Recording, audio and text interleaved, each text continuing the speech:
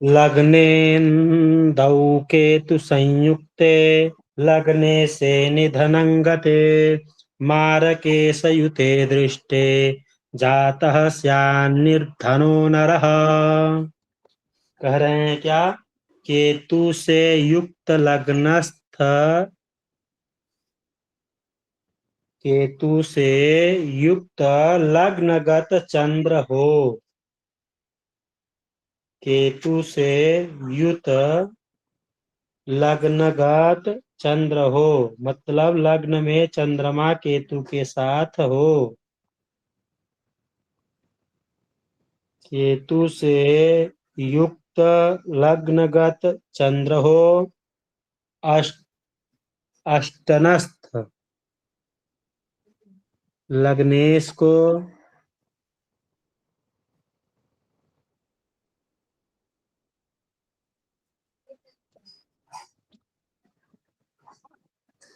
अष्टनथ अष्टनस्थ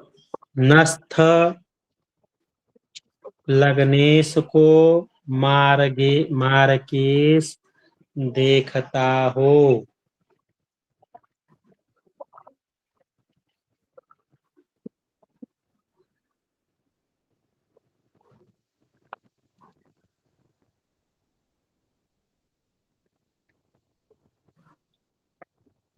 अष्टनस्थ लग्नेश को मार्केश देखता हो तो जातक निर्धन होता है।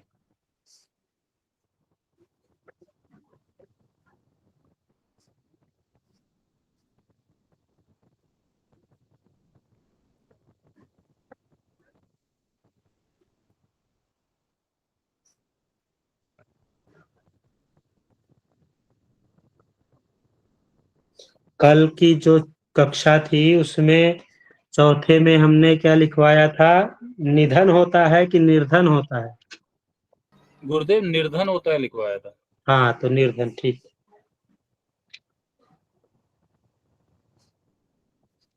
इसमें भी निर्धन होता है। हो गया ये। चलिए अगला लिखिए। गुरुदेव ये लिखा है इसमें तो हाँ, लग्नेश बार में से द्वादश लग्नस्थ हो तो मार्के से युक्त या दृष्ट हो तो मृत्यु योग होता है। मृत्यु योग के बाद में निर्धन योग भी लिखवाए थे ना, चौथा वाला। चौथा तो गुरुजी नहीं लिखा, तीन ही मार्के लिखे हैं। मार्केश से दृष्ट लग्नेश शत्रु घर में हो अथवा अस्तगत षष्ठेश लग्नस्थ हो तो जा मनुष्य निर्धन होता है, निर्धन होता है। मनुष्य निर्धन होता है।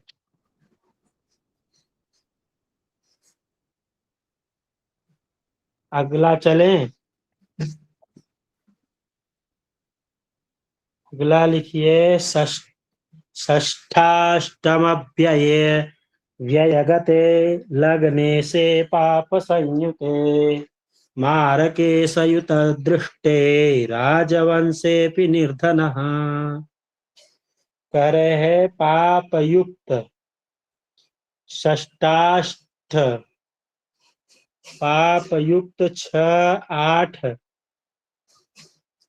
का मंगल, पाप युक्त 6-8 का मंगल लग्नेश पर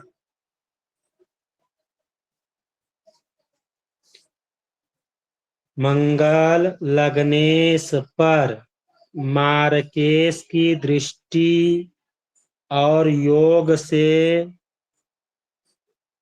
मार्केश की दृष्टि और योग से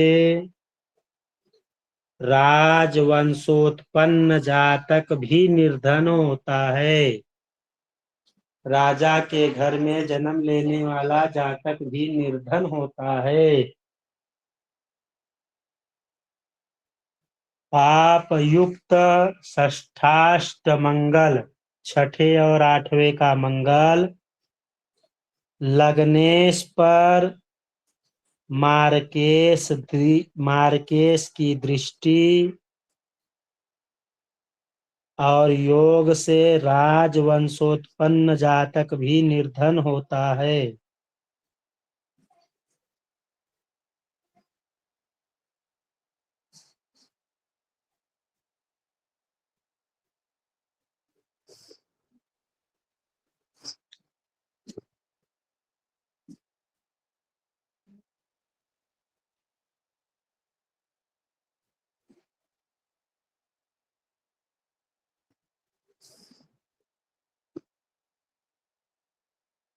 हो गया। चलिए। विलग्ननाथे रग्णी विलग्ननाथे रक्कड़ी सरिष्फल सरिष्फलाथे न युक्ते यदि पापदृष्टे मित्रात्मजनाथ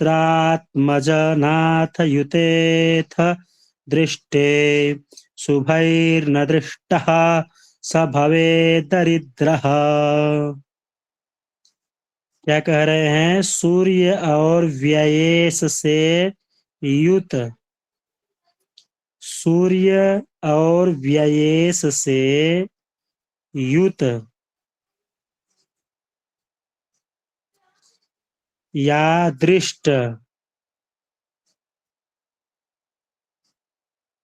सूर्य और व्ययेश से युत या दृष्ट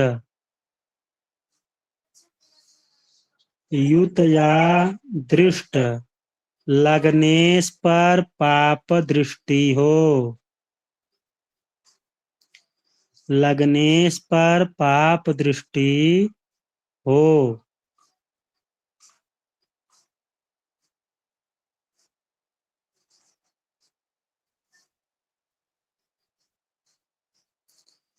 लग्नेश पर पाप दृष्टि हो, लग्नेश शनि युत हो, लग्नेश शनि युत हो,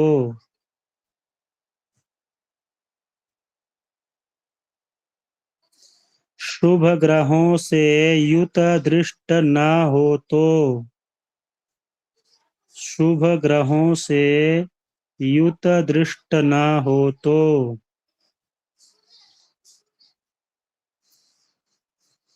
शुभ ग्रहों से युत दृष्ट न हो तो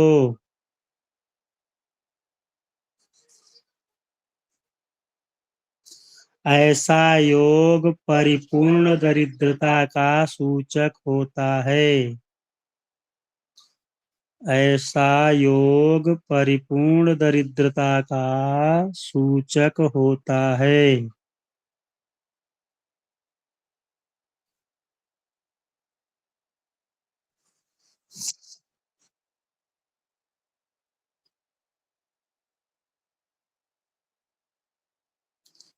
अगला लिखिए।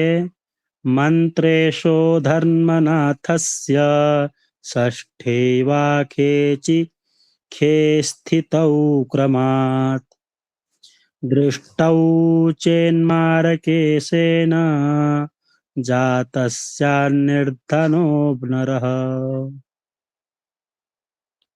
कह रहे हैं पंचमेश और नवमेश छठे या दसम में हो तो, पंचमेश और नवमेश छठे या दसम में हो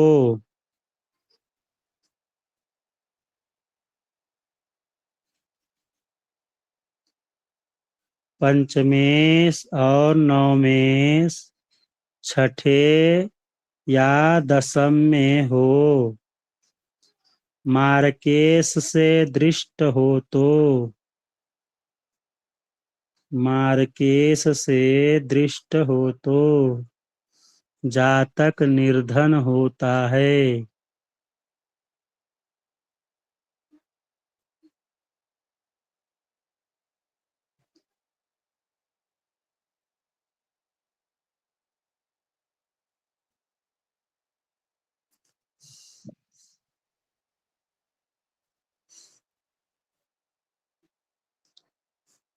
यद्भावेशेरन्ध्ररिष्फारिशंस्थे यद्भावस्थारन्ध्ररिष्फारिनाथा पापैर्युक्ता दृष्टा युतास्तस्य नाशं दुःखाक्रान्ते निर्धनस् निर्धनश्चञ्चलः स्यात्। कह रहे हैं जिस भाव का स्वामी 6, 8, 12 में हो, जिस भाव का स्वामी 6, 8, 12 में हो और 6, 8, 12 के स्वामी जिस भाव का स्वामी 6, 8, 12 में हो और 6, 8, 12 के स्वामी जिस भाव में पाप ग्रह से युत दृष्ट हो,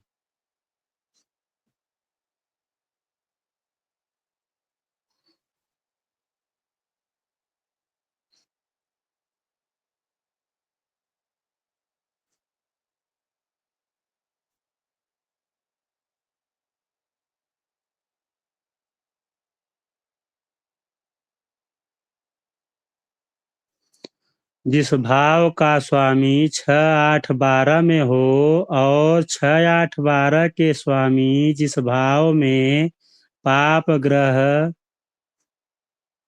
से युत दृष्ट हो, उस भाव के नाश के साथ जातक, उस भाव के नाश के साथ जातक चंचल और दुखी होता है।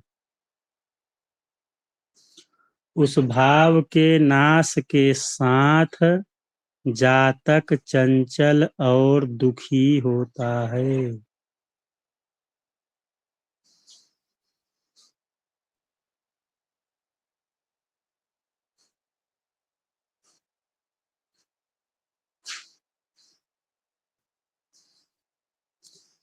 अगला देखिए, चंद्रक्रांत नवांशे सो मारके सयुतो यदि मारकस्थान गोवापि जातस्या निर्धनो नरः।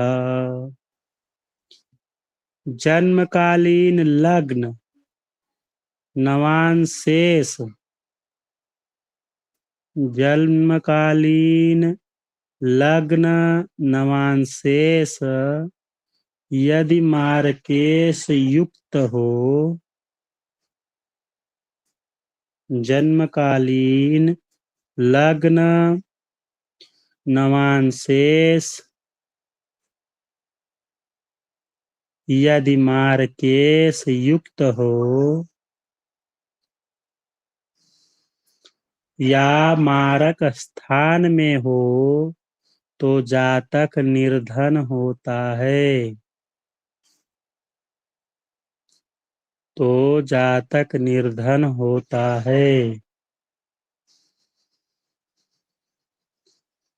जन्मकालीन लग्न नवांशेष यदि मार्केश युक्त हो या मारक स्थान गत हो तो जातक निर्धन होता है।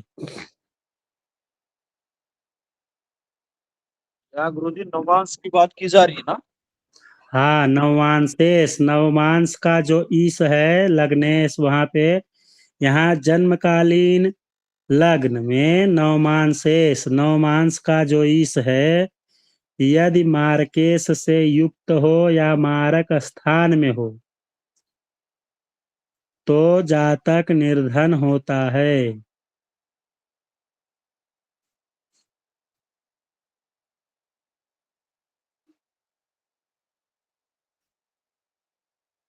जो नवांशेष का लगन होता है उसको ही लगन नवांशेष कहते हैं गुरुजी। हाँ, उसको नवांशेष कहेंगे ना। जी गुरुजी। लग्न नवांशेष, नवांशेष, नवांश का जो लग्न है उसको ही नवांशेष कहेंगे ना, लग्न नवांशेष। जी गुरुजी। ये चंद्र राशि वाला नवमांश होगा कि लगन वाला है, मतलब नहीं नहीं, नवमांश तो एक ही होता है ना, चंद्र राशि का अलग नहीं, लग्न का अलग नहीं होता है। नवमांश तो एक ही होगा ना। जैसे लगन का नवमांश क्या है, लगन की डिग्री क्या है और उसके हिसाब से उसको स्वामी क्या हुआ ना। लगन का डिग्री जो हुआ उसी के आधार पे नवमांश बनाया जाता है। जी गुरु जी। तो चंद्र कुंडली के आधार पे नवमांश नहीं न बनता है। जी तो यहाँ नवमांश की बात हो रही है। जी। ये हो गया। चलिए आगे चलिए। पापग्रहे लग्नगते भाग्य कर्माधिपौ विना मारके सयुते दृष्टे जातः स्यान्निर्धनो नरः। नवमेश व दशमेश, नवमेश व दशमेश न होकर मार्केश से युक्त या दृष्ट पाप ग्रह से, नवमेश व दशमेश न होकर, नवमेश व दशमेश न होकर मार्केश से युत या दृष्ट पापक ग्रह से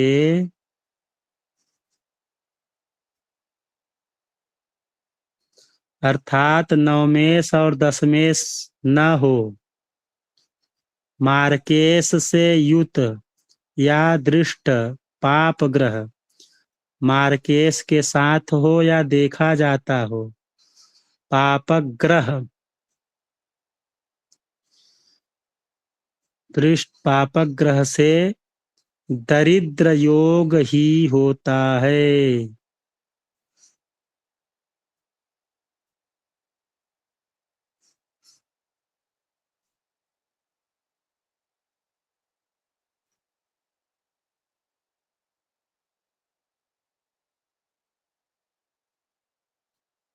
हो गया। जी यहाँ पे जो है नवमेश और दशमेश न होकर मार्केश से, यानी कि नवम भाव का स्वामी भी ना हो और दसम भाव का भी स्वामी ना हो, हाँ, और उस और पे मार्केश की दृष्टि पड़ जाए या पाप या ग्रहों की दृष्टि दृष्टि पड़ जाए तो फिर दृष्टि पड़ जाए या उसके साथ हो, युत हो या दृष्ट हो पापक ग्रह से, मार्केश से युत वा दृष्ट पापक ग्रह से। पापक ग्रह की बात कही गई है। पापक ग्रह मार्केश जो है वो पापक ग्रहों के साथ हो या देखा जाता हो, ठीक, तो दरिद्र योग होता है। समझ में आया नवल जी? जी गुरुदेव। गुरु जी ये नवमेश या दशमेश से न होकर कोई सा भी भावेश हो, कोई भी भाव में मार्केश से युत वा दृष्ट हो पाप ग्रह, अच्छा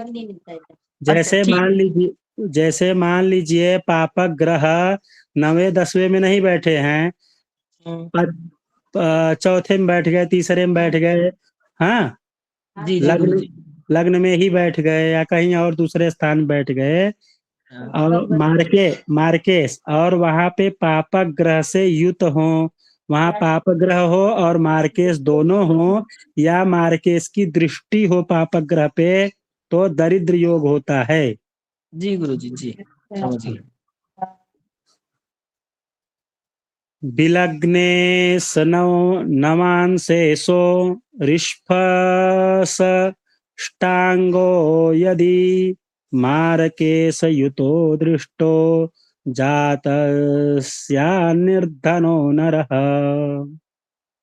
कह रहे हैं यदि लग्नेश और नवांशेष, लग्नेश और नवांशेष लग्न का स्वामी और नवमांश के स्वामी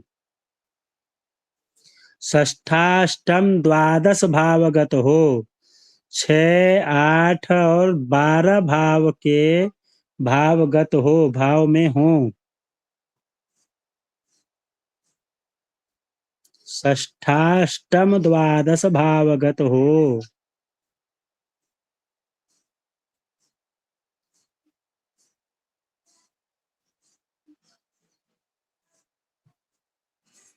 मार्केश से युत दृष्ट हो तो जातक निर्धन होता है।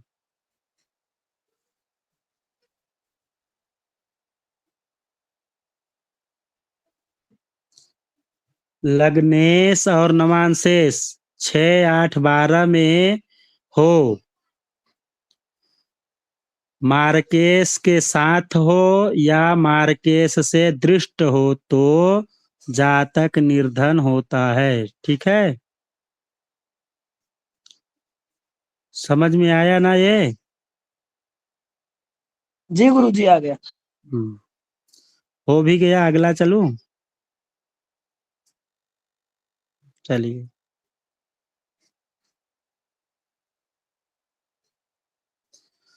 धन संस्थौ च भौमेन्दु कथितौ धननाशकौ बुधेक्षितौ महावित्तं कुरु तस्याद गतः शनिः। धन भावस्थ चंद्र और मंगल, धन भावस्थ चंद्र और मंगल धन नाश कारक होते हैं। धन भावस्थ चंद्र और मंगल धन नाश कारक होते हैं।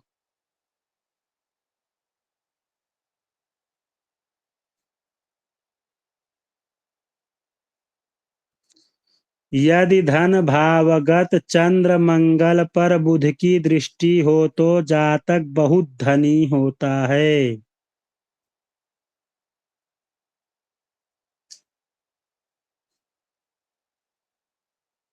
बोलना।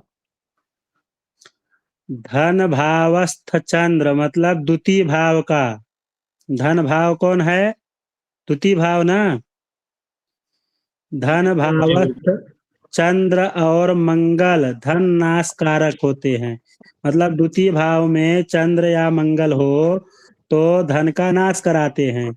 लेकिन अगर इसी पे बुध की दृष्टि हो तो जातक बहुत धनी होता है। सिर्फ दृष्टि हो आचार्य जी, युत होने से भी? दृष्टि हो।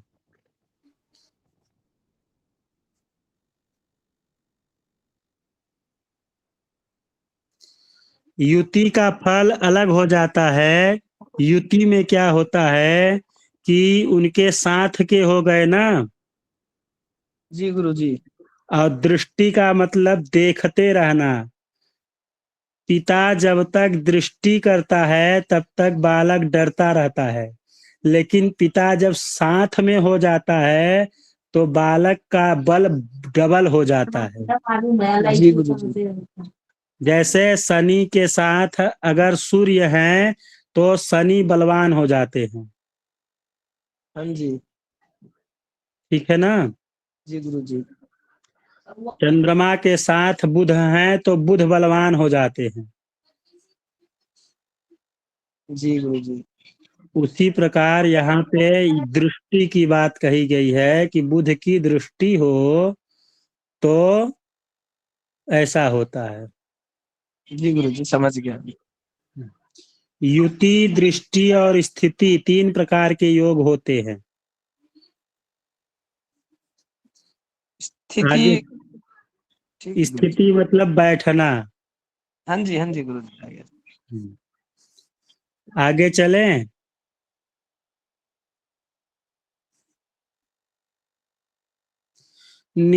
निहस्वतां कुरुते तत्र रविर्नित्यं यमेक्षितः महाधन मुतं ख्यातं सन्यदृष्टः करोत्यसौ।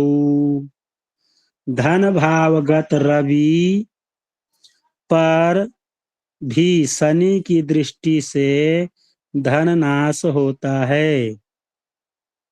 धन भावगत रवि पर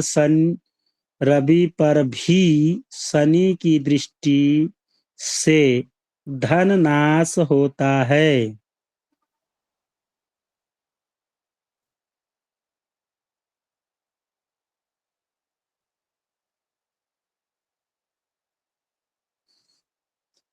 यदि धन भावगत सूर्य पर शनि की दृष्टि नहीं हो तो जातक धनी होता है।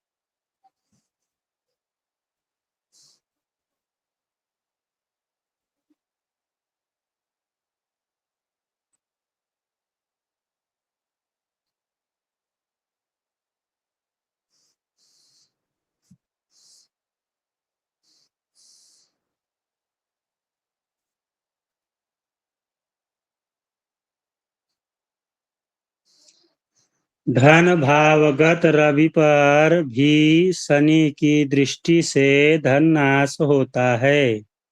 यदि धन भावगत सूर्य पर शनि की दृष्टि नहीं है तो जातक धनी होता है।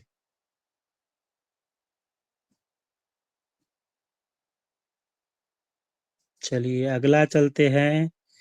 धन भावगता सौम्या कुर्वन्त्येव धनं बहु बुध दृष्टो गुरुस्तत्र निर्धनं कुरुते नरम। धन भावगत सभी शुभ ग्रहों से जातक धनी होता है।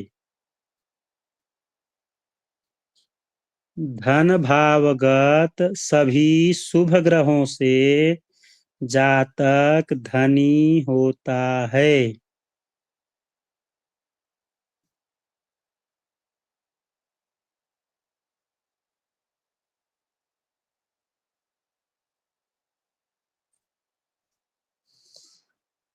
धन भावगत सभी ग्रहों से जातक धनी होता है तथा धन भावगत गुरु पर यदि बुध की दृष्टि हो तो जातक निर्धन होता है।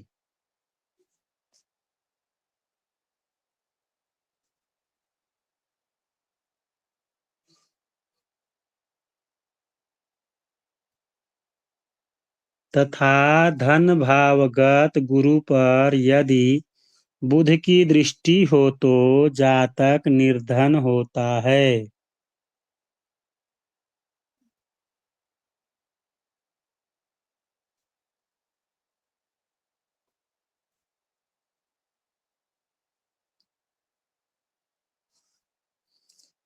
हो गया। गुरु जी यहाँ थोड़ा सा उल्टा हो गया है। क्या? सभी शुभ ग्रहों से हाँ शुभ धन भावगत सभी शुभ ग्रहों से जातक धनी होता है। हाँ। गुरु शुभ हो गए और हम्म। बुध भी शुभ हैं तो उसी पर दृष्टि होने से निर्धन कैसे हो जाएगा? दृष्टि की बात यहाँ इसलिए कहा गया क्योंकि बुध और गुरु की बहुत कम बनती है। ठीक है। वो गुरु को पसंद नहीं करते बुध।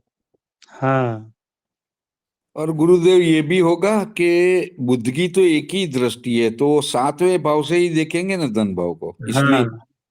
और 8वें भाव से। हाँ, हाँ। 8वें सही सही 8वें। 8वें भाव से। और यहाँ पे बात ये आ जाती है ना, सौतेले वाली बात आ जाती है। हाँ वो तो है, गुरु को शुक्र ज्यादा पसंद है, बुध ये नहीं, गुरुदेव नहीं। नहीं, गुरु को बुध तो ठीक है, मान लेते हैं। गुरु तो सबको मानते हैं कि हाँ सभी ठीक है मेरे लिए। लेकिन बुध की बात यहाँ आती है कि जैसे बुध कौन किसके लड़के हैं मालूम है आप लोगों को? अंदर के लड़के हैं गुरु जी। चंद्र के कैसे लड़के हैं? नाजायज है जी। हाँ, पत्नी गुरु की। ठीक है, पत्नी गुरु की और पुत्र चंद्र के। इसके कारण से यहाँ पे थोड़ा सा वो हो जाता है। और बाकी यहाँ इसीलिए कहे ना, दृष्टि और युति का हर समय फल बहुत अलग अलग हो जाता है। गुरुजी वैसे भी अष्टम भाव से देख रहे हैं ना, तो अष्टम भाव से देख रहे हैं तो अष्टम भाव में जब बुध हो जाएंगे तो उच्च शिक्षा को देखेंगे ना। समझे कि नहीं दे समझे? जी गुरुजी।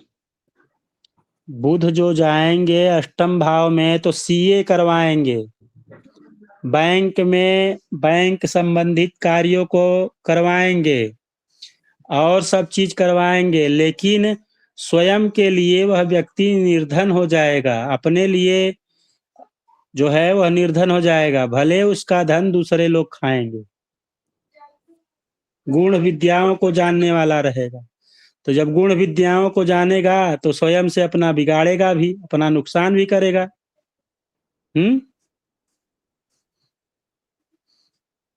जो ज्यादा बुद्धिमान हो जाता है वो क्या करता है? स्वयं का नाश कराता है ना।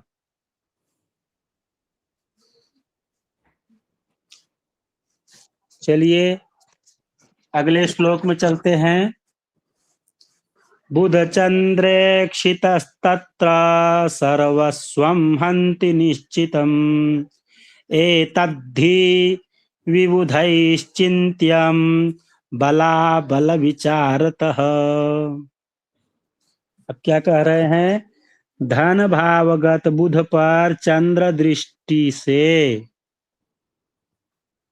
धन भावगत बुध पर चंद्र दृष्टि से सर्व धन का नाश हो जाता है।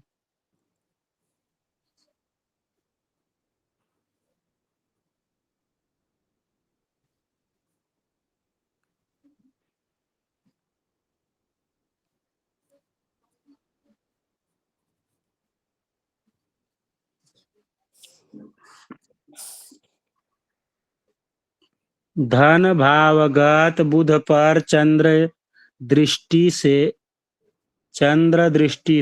सर्व धन नाश हो जाता है। ग्रहों के बलाबल के विचार के आधार से, ग्रहों के बलाबल के विचार के आधार से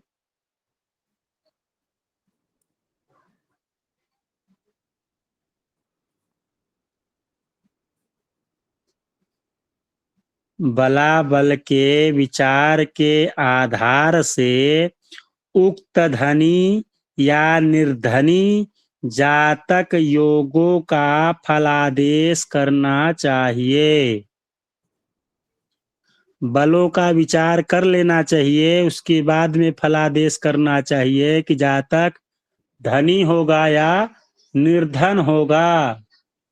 ग्रहों के बल का विचार कर लेना चाहिए। 6 प्रकार के बल होते हैं। षड बल में कौन सा मजबूत है? चंद्र अगर मजबूत है तो वह दृष्टि का हिसाब लगेगा। चंद्र अगर मजबूत नहीं है, बुध अगर मजबूत हो गए तो वहां दृष्टि का हिसाब नहीं लगेगा। तो उसमें अनुकूलता और दोनों बराबर के हो गए, तब वहां पर क्या कहेंगे? न बहुत धनी रहेगा न बहुत निर्धन रहेगा, हम बीच का फलादेश करेंगे।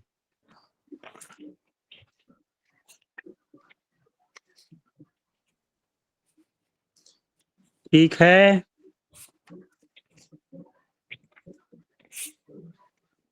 जी गुरुदेव। लिखा गया, हो गया सबका? चलिए सुनील जी रिकॉर्डिंग बंद कर दीजिए।